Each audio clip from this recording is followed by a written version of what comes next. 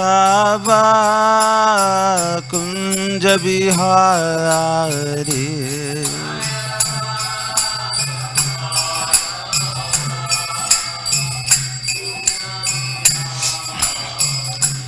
जय राधा माधव कुंज बिहारी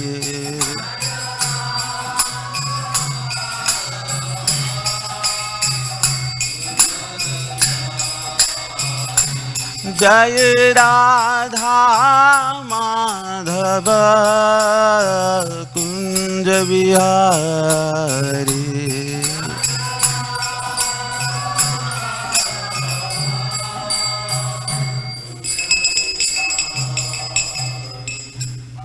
जय ओम विष्णुपाद परमहंस परिव्राजकाचार्य अष्टोत्तर शत श्री श्रीमद् अभय चरणारविंद भक्ति वेदांत स्वामी जगद्गुरु श्रील प्रभुपाद की जय।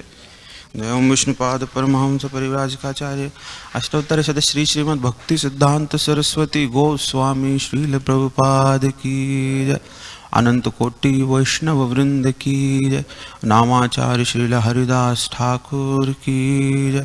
प्रेम से कहो श्री कृष्ण चैतन्य प्रभु नित्यानंद श्री अद्वैत गदाधर श्रीवासादि गौर भक्त वृंद की जय। श्री श्री राधा कृष्ण गोप गोपीनाथ श्याम कुंड राधा कुंड गिरि गोवर्धन महाराज की जय। इस्कॉन द्वारका धाम की जय। ग्रंथराज श्रीमद् भागवतम की जय। निताय गौर प्रेमानंदे हरि हरि बो। All glories to the assembled devotees. All glories to the assembled devotees. All glories to the assembled devotees. All glories, all glories, all glories to Shri Shri Guru and Shri Gauranga.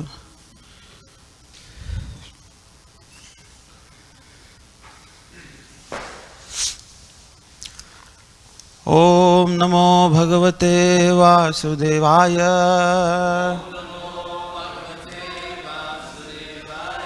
Om Namo Bhagavate Vasudevaya.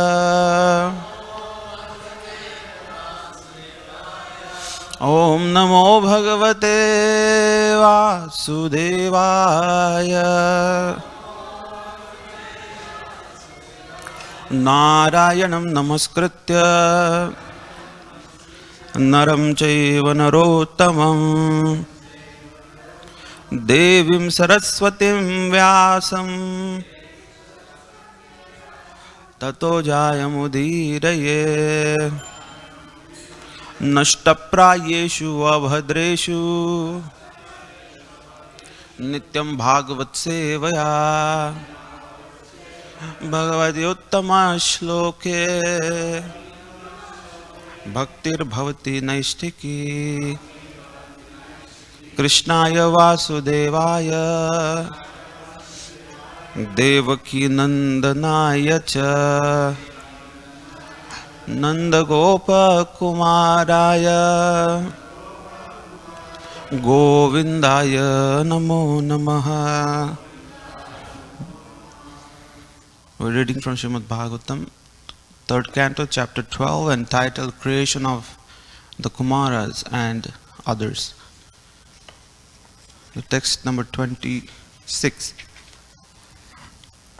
Riddhi Kamo Bhruvaha Krodho Lobhas Chadara Dachadad Asyad Vak Sindhavo Medhran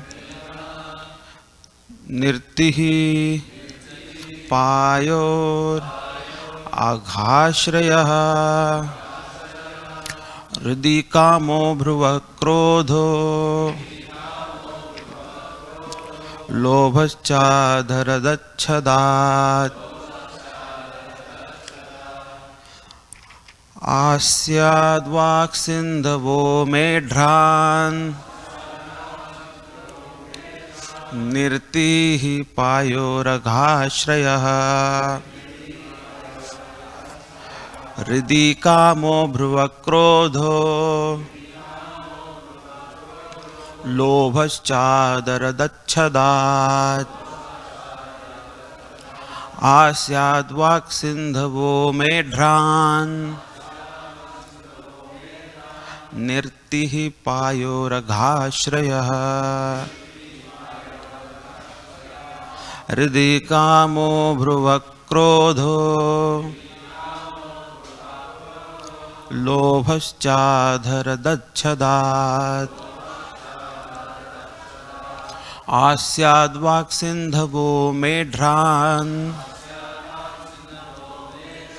निर्तिः पायोरघाश्रयः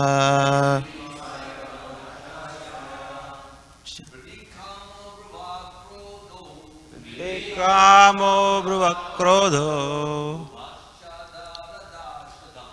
लोभाश्चादरदच्छदात्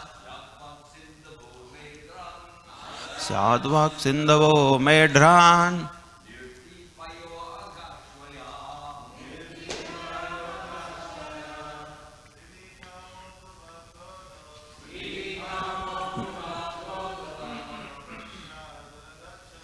लोभश्चादरदच्छदात् सिन्धवो मेढ्रान् अत्ते पायोरधाश्रयः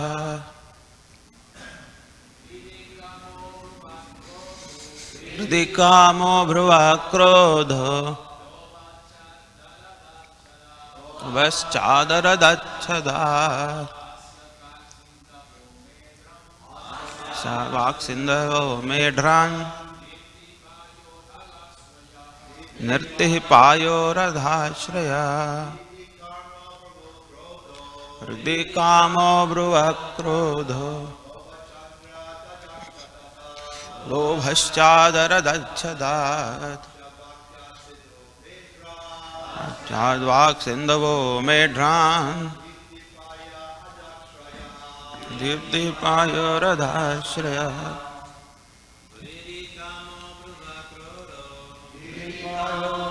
क्रोधो लोभश्चादरदच्छदात् आस्याद्वाक्सिन्धवो मेढ्रान् निर्तिः पायोरघाश्रयः धिप्मायोदक्रोधो लोभश्चादरदच्छदात् आस्याद्वाक्सिन्धवो मेढ्रान्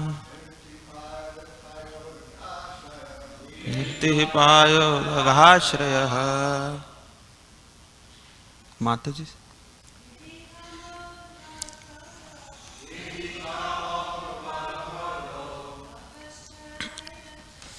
लोभश्चादरदच्छदात् आस्याद्वाक्सिन्धवो मेढ्रान् निपायोरघाश्रयः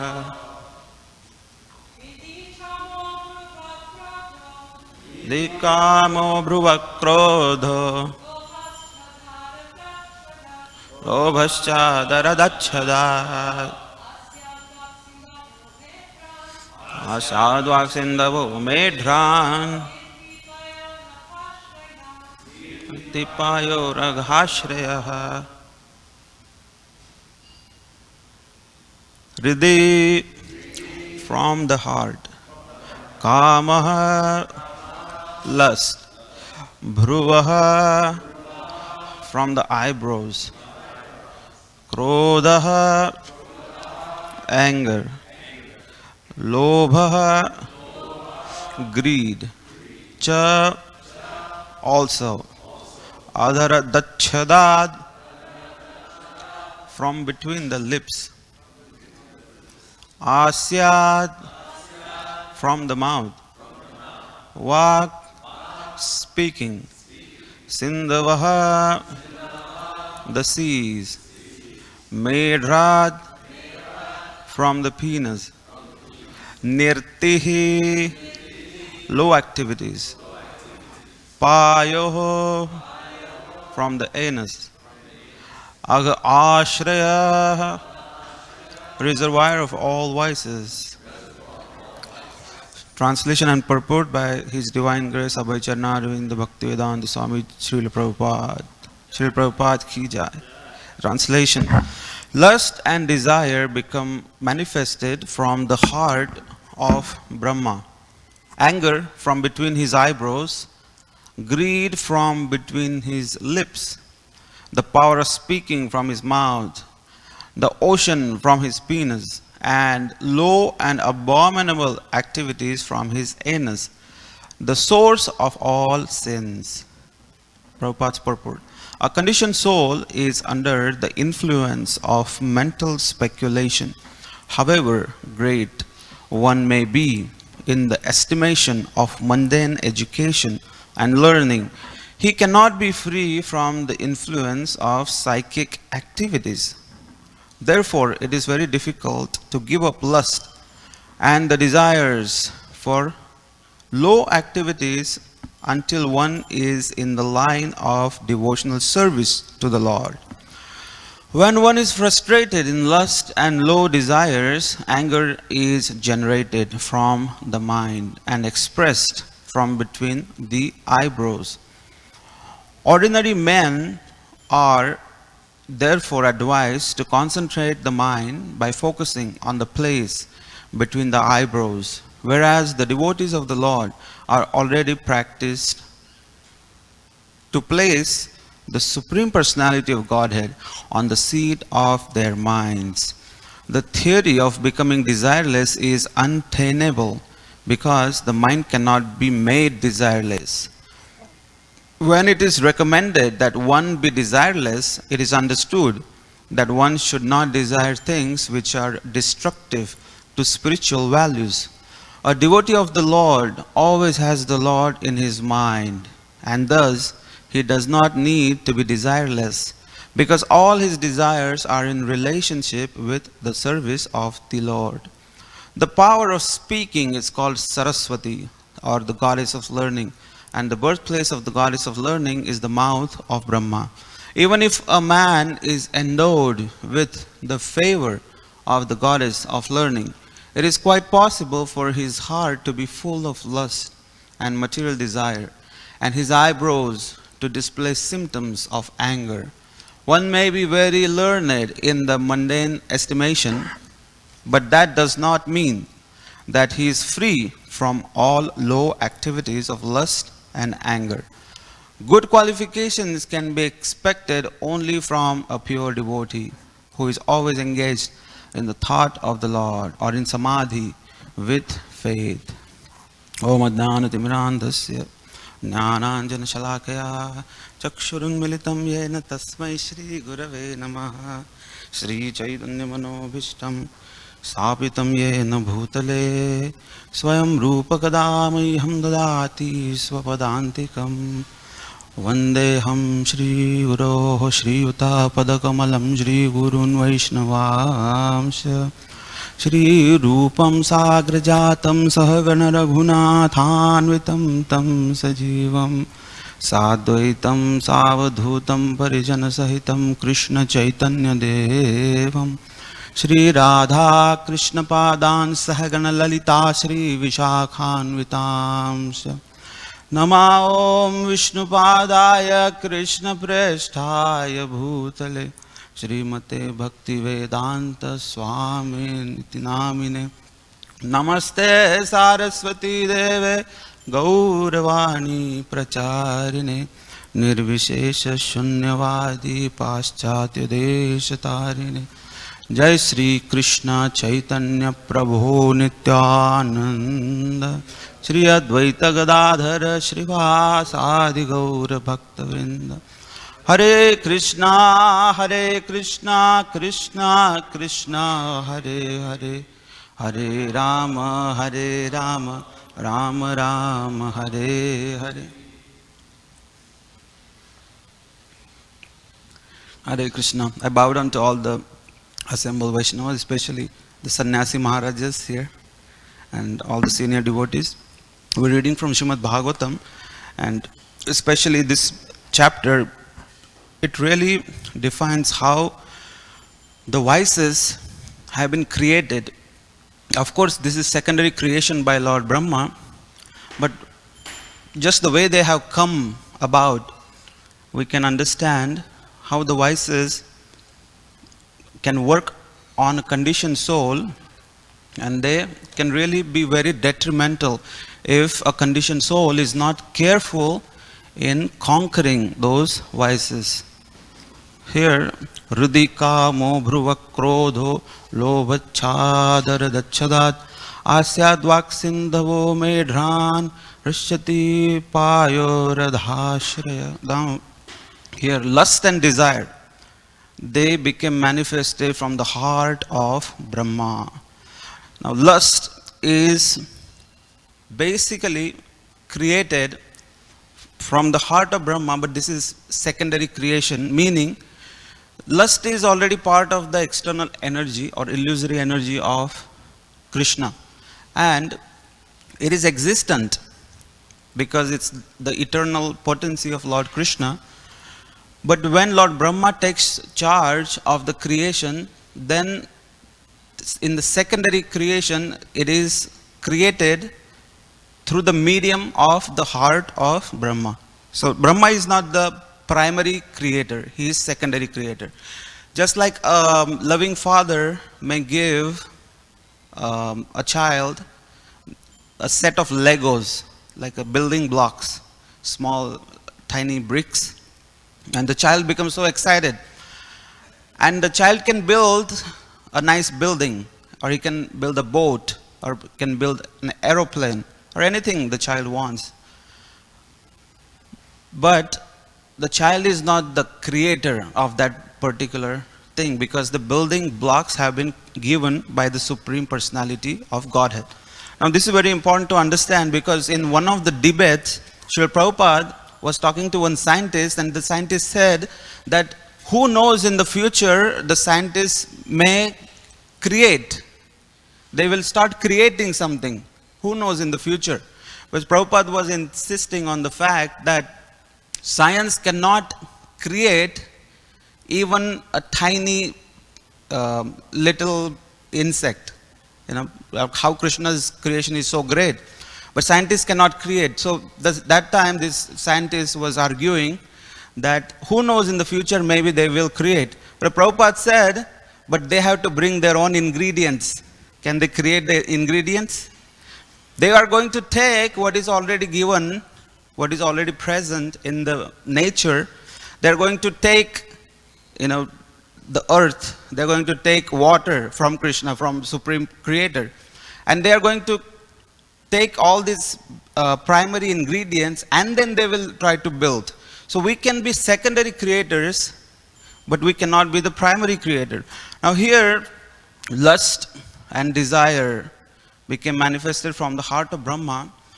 How these vices are so confining for the living entity, especially the conditioned soul. The lust, as we know, kama turanam na bhayam na lajja. If somebody is infested with lust, it's so strong, the attack of lust, that kama turanam na bhayam, such a person has no fear, and na lajja, he does not have any shame. We see that even great personalities sometimes act out of bewilderment for lust, and then they act so ridiculous, they look so ridiculous, and we think, how can such a great personality act? He's chasing a woman, or sometimes we hear, such a big Baba, such a big spiritual personality, so-called spiritual personalities, but they are caught in, performance of illicit sex, and all their disciples, followers, they are like, oh, we thought Baba was great, but Baba had a different side. They did not know. Lust is very strong, even for great personalities. What to talk of other, ordinary personalities in the world. Even Lord Brahma, when he was creating, when the female was created, even Lord Brahma's heart, he also got attracted to his own daughter named Vak. And the sages, as we heard from yesterday's class by Bhragupati Prabhu, that how the sages have appeared from Brahma. The sages are the sons of Brahma, and they started to stop Brahma. They started to condemn his act. Like, how could you do that? How are you even having lusty thoughts for your own daughter? It has never happened in the past, nor will it happen in the future that a father is being lusty for the daughter. Give up this thought immediately. So the sages are condemning Lord Brahma, and as soon as Lord Brahma was awakened, like he was shook, hey, stop, no more pursuing that thought. So Prabhupada says that he was only contaminated mentally, that he did not act on those thoughts. So that's also a greatness of a devotee, that they can immediately switch the gear. You know, a foolish person gets an attack of lust or anger or greed, and he foolishly acts on it. But the difference between a great person and a foolish person is that the great person can control those impulses. Vacho vegam, all those 6 different. Manasa krodha vegam, jiva vegam, udarapastha vegam, etan vega nishahet sadhira, sarve apimam prativim sashisha. So Rupa Goswami Pad also mentions, but this is the greatness of the devotee, that Lord Brahma also controlled it. Here, further is the anger. We see in the same chapter how the 4 Kumaras came about, and then Lord Brahma says that I have a mission and I am your father. So sons are supposed to help the father in his mission.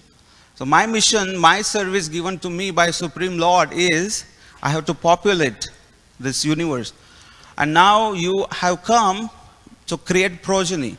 Your service is procreation. Now most of the conditions, so most of us would be so happy, like, wow, such a good job. Procreate, that means lots of indulgence in lust. But these 4 Kumaras, they're highly elevated sages. They are not even thinking of any material lust. They have a different mission. Their mission is that they are seeing the ultimate reality, that we are servants of Krishna. We are sages. We don't even want to think of sex. We don't even want to think of any lusty desires. So sometimes the conflict appears when there is somebody who is looking for immediate problem and somebody is looking at a bigger picture. See, Lord Brahma is also right, because this is service. Someone is needed to procreate and somebody is needed to populate the universe. So Brahma is right, but because he is seeing at the immediate solution for the immediate problem. But the 4 Kumaras, they are seeing the bigger picture. Ultimate goal is not to procreate. Ultimate goal is not to live in this material world. The ultimate reality, ultimate goal is go back home, back to Krishna. Now they are seeing the ultimate reality. Now Brahma, when he saw that my own sons are disobeying me, now the anger appeared. So the anger also is mentioned, that it came from the eyebrows and how Rudra was created. Here, the anger and the greed from between his lips. The third one mentioned here is the greed is coming from his lips. Greed is manifested by unhealthy comparison. It is mentioned by Vishwanath Chakravarti Thakur, and further Bhaktivinoda Thakur has given the different explanations how the greed manifests. He says that the greed is manifested because of unhealthy comparisons, and the greed causes because people in the material world, they think I have less, he has more. Or I have this type of body, he has better looking body. or I have this type of material objects, he has better. I'm driving a simple Honda, he has a Mercedes Benz. So this kind of comparison creates this type of envy.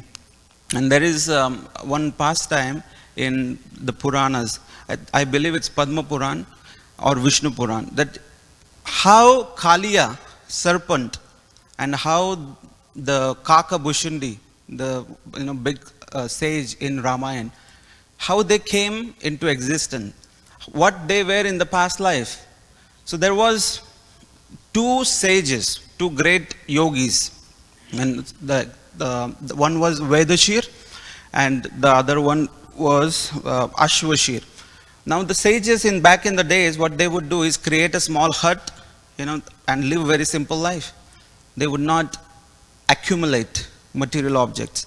So they would live very simple life on the bank of the Ganga. Vedashir created a small hut, very small tiny hut, and he would sit and he would meditate on Lord Vishnu. So he was a very good devotee. He was meditating on Lord Vishnu.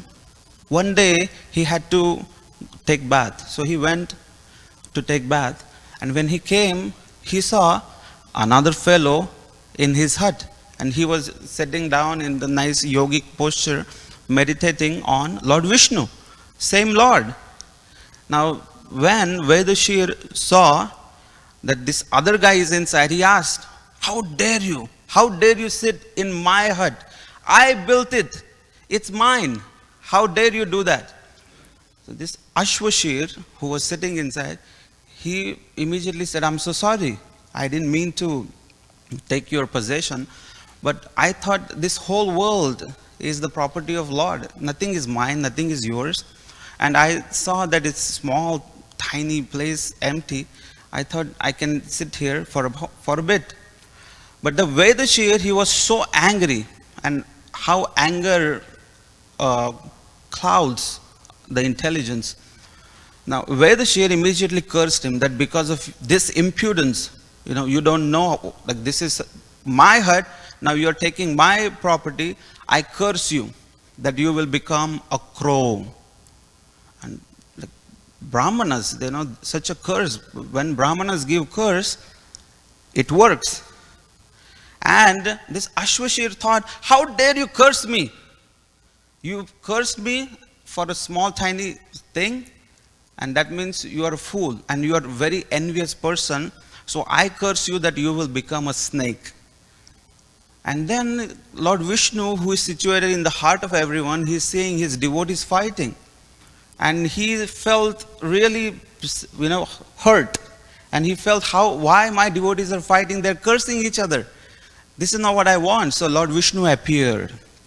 And it is very nicely mentioned. Lord Vishnu told that you both are worshipping me. Your goal should be me. You should be focused upon me and not fighting with each other or, cursing each other. So this is really disheartening. But as soon as Lord Vishnu came, Lord Vishnu is such a beautiful personality. Just by seeing him, all the bad things, all the vices in the heart are destroyed. It is mentioned that when the four Kumaras saw Lord Vishnu, before seeing Lord Vishnu, they were impersonalists.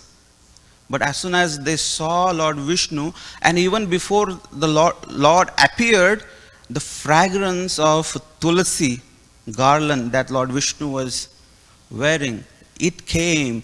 And as soon as the four Kumaras, the first time when they smelled, antargatasva vivarena chakara tesham sankshobham akshara jusham abhichitta tanvo. It's very nicely described.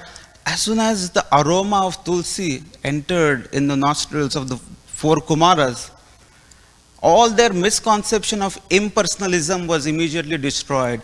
And what to speak when they really saw Lord Vishnu face to face, they had tears in their eyes. Now here, these two rishis, Ashwashir and Vedashir, they saw Lord Vishnu and they started crying. What foolish act have we done? We have cursed each other. Two children of the same father, brothers, one punches another, and then because of that, other one kicks and they both are hurt. The father is not going to be happy. Then they fell at Lord Vishnu's lotus feet and asked, what is the remedy now? What should be done? Lord Vishnu said, because you are my devotees, I also give you benediction. That the snake will become Kaliya snake, and the crow will become Kaka Bhushundi in Lord Ramachandra's pastime. So somehow Lord Vishnu still utilized the curses, but we have to understand that being the devotees of same person, we are Vaishnavas, we are serving Lord Vishnu, and we are worshipping here Rukmini Dwarkadish. So we are the same devotees of the same Lord. We should not be indulging in unnecessary comparisons or unnecessary fights or being envious or having foolish, unhealthy competition. It should be avoided immediately. So Krishna says, further we see greed is there. Greed also has been mentioned. One should not accumulate unnecessary wealth or unnecessary material objects. And one time Srila Prabhupada was telling one Mataji who used to cook for Prabhupada and in America. And she came from a very humble background from India. And then she was telling Prabhupada that, Srila Prabhupada, in America there are such a big malls, such big stores. When I go big malls, I feel like this is like some heavenly place. And Prabhupada immediately told Mataji, do not go in big malls, big stores unnecessarily. Because when we enter such places, the desire seeds will be automatically sprouted. The desires that are not supposed to be there, but the things that we don't need, we may start to feel, oh, maybe I need this, something which we never wanted. So Prabhupada said, this is how the greed creeps in the heart. It's by association. When someone is associating too much with the material opulence, material or mundane objects, then the greed to acquire will come about. And when someone gets the object, he may want more. Like in America or even in most of the countries in the world, people have 10 shoes. Many people have 20 watches. I mean, you have 2 hands. You don't need 20 watches. Or, like hundreds of t-shirts, 100 different varieties. So this is called greed, to acquire more and more. Power of speaking, it came from mouth. And we can see like how Srila Prabhupada has written the purpose so beautifully, that even the power of speaking, that is called Saraswati or goddess of learning, it is the birthplace of goddess of learning is the mouth of Brahma. And even if a man is endowed with the favor of the goddess of learning, it is quite possible for his heart to be full of lust and material desire. So Prabhupada is saying that even if somebody is very much learned in different scriptures, if somebody is very much learned, has read so many books, has read all the Vedas, different Niti Shastra, different scriptures, but still that's not the highest attainment, because even such thing cannot quench the thirst in the heart. Even such a person may act lusty or may become very angry when provoked. So Prabhupada is telling that the devotional service to the Supreme Personality of Godhead, that is the highest perfection. That is the highest benediction. And when somebody is devoted to Lord Krishna, then just by devotional service, all the senses and the mind, it will come under control. For example, back in the days when I would have to go to the temple to attend Mangalarti, I would go on a bike in the morning. 4 o'clock I had to start, so I would reach at 4:30. So in India, if you know, there are a lot of street dogs. And they love when there is one bike going around, and then they just love to chase it. So it was one, actually it would happen every day that when I'm going to the temple on my bike, the bike would make a lot of noise, and it would wake up all these dogs, and they would get so angry. We're going to get you. So it's a very common phenomenon. You will be chased by at least 8 to 10 dogs, and it's a race, and they would chase you for long. They are literally vicious. They are going to almost. And one time I was driving so fast, I was literally going really fast. Still, one dog almost, I saw his jaw very close to my thigh, and I was like, "That's it, I'm gone." But somehow I escaped that situation. But after a few months, I got a nice friend in the temple. And my friend had a car. So he said that, how about you start coming with me to the temple? Just come with me in the car, nicely, sit, relax, chant a few rounds. And then we were going the same road, same dogs. They also got irritated and they would chase. But I would just laugh at them. Why? Because I was inside a car. I'm protected. The dogs' jaws and their big teeth, they cannot do anything to me. So the example is for Bhukti, Mukti, Siddhi, Kami, Sakali, Ashanta. All those great yogis, munis, and different siddhis, kamis, karmis, they are always ashanta. They're never satisfied because they are constantly being chased by the hungry dogs, vicious dogs of their senses and the mind. So they can never be relieved. But Krishna Bhakta, Nishkama, Ataiva Shanta. Krishna Bhakta is Nishkam. He has no desires. And he is completely dependent on Krishna for all the pleasures of his life. So he is completely satisfied. Ataiva Shanta. It's like Krishna Bhakta is sitting in a nice car of devotional service. So the hungry dogs, the senses, the mind, they will still try to attack him. But he is very happily situated inside a very protective car of devotional service. And that's why he is always protected by Krishna. That's how I felt. And then that's how this beautiful chapter is very nicely describing how the vices act upon us. And in Srila Prabhupada's ways, Srila Prabhupada's words, Srila Prabhupada mentions that when a devotee is situated in devotional service, then Krishna becomes his best friend. And his troubles becomes Krishna's troubles. Krishna takes charge of the devotee, and all the problems of the devotee become Krishna's problems. And the devotee is very happily situated in devotional service. Srila Prabhupada ki jai. We don't have much time, but if you want any one or two questions, we can take.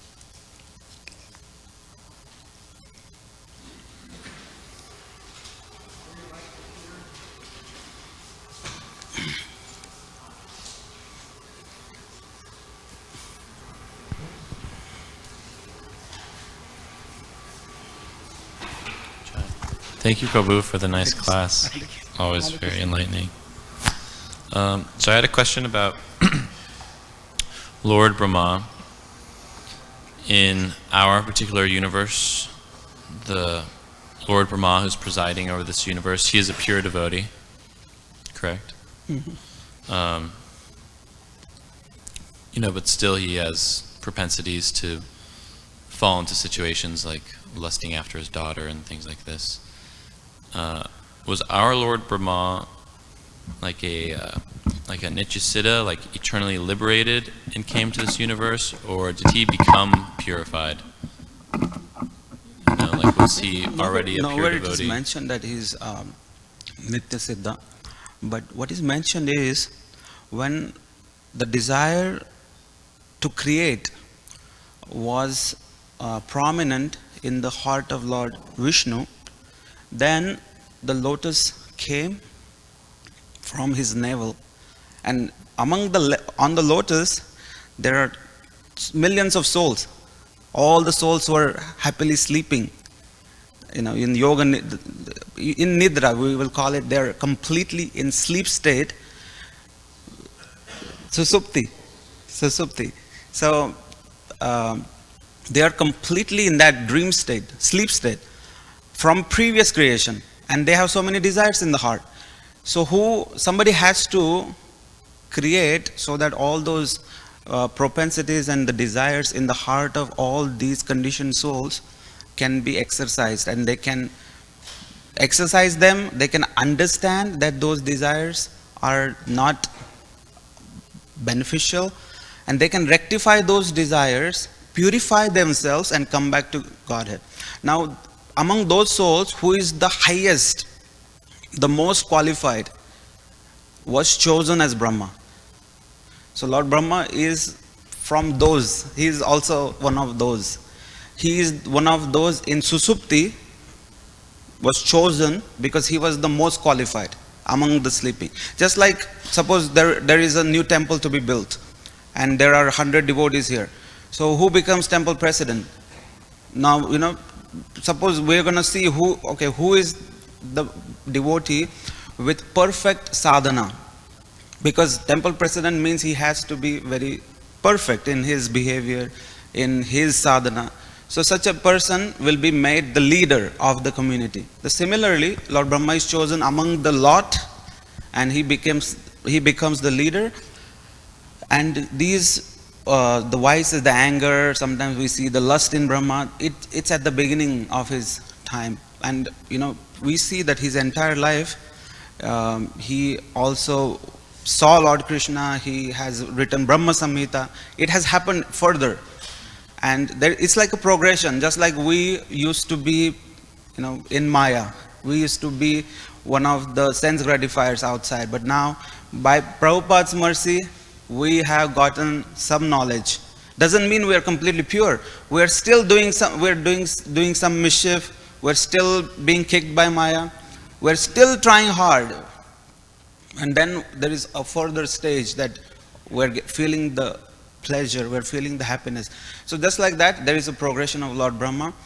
And also there is another way we can see this, and Srila Prabhupada mentions when he was asked such type of question about Arjuna. Prabhupada said that pure devotees are like auto-pilot airplanes. Meaning, someone else is driving there. The plane is there, moving, making a right turn, left turn, but somebody else is controlling it.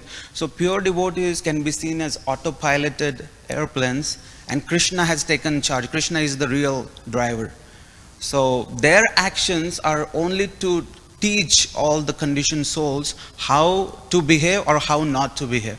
So that is also given by Srila Prabhupada. So some of the things that we see that Lord Brahma is doing, it's just to teach the world that how the vices are very powerful and how we can avoid them. And ultimate teaching of Lord Brahma is how he, in Navadvip Mahatmya, Bhaktivinoda Thakur mentions that Brahma, he prayed to Lord Krishna that I want to give up this post for a while because this post makes me feel that I am a great leader, I am the biggest, I am the greatest. So please make me a very, very fallen, give me a bad birth. Don't give me a big birth in a big family. Give me a very humble and make me completely humble. I want to completely indulge in your holy names. And the same Brahma becomes Haridas Thakur in the pastimes of Lord Chaitanya. And how he lived his life and how much humble he was, even though he is the same person. So Bhaktivinoda Thakur, he also mentions that Lord Brahma became so humble. He became Namacharya. And that's why we call him a pure devotee, Srila Prabhupada. And all of us, we say, our Lord Brahma is a pure devotee because he has gone through such a process. So most of his shortcomings were really to facilitate an understanding for certain things. And he was just a really qualified soul, but at the beginning, he was just a conditioned soul and he became purified. Also, we can see that he really hasn't fallen down. For example, the anger came between his eyebrows, he controlled. He did not curse the four Kumaras. He saw that they are advanced. So he controlled. And just like also the lust came, but he controlled. He also gave away the body, the consciousness, and he controlled. That's something we have to understand. That being a pure devotee doesn't mean there will never be any material desire. Like Srila Prabhupada said it one time, that being a pure devotee does not mean there will never be a material desire. The desires will come as long as we are in the material environment. But Prabhupada said, pure devotee does not act on them. So that's the very important thing. Even Yamunacharya, in his famous verse, he says, as soon as the thought of sex comes in my mind, I curl my lips in distaste and want to spit at the thought. Now we can see that means thought is coming. Why is he writing a verse like that? That means the thought is coming, but he is distasteful. He's not feeling, he's not enjoying the thought. He's distasteful about it. So that's very important to understand. The pure devotees don't act upon these kind of vices.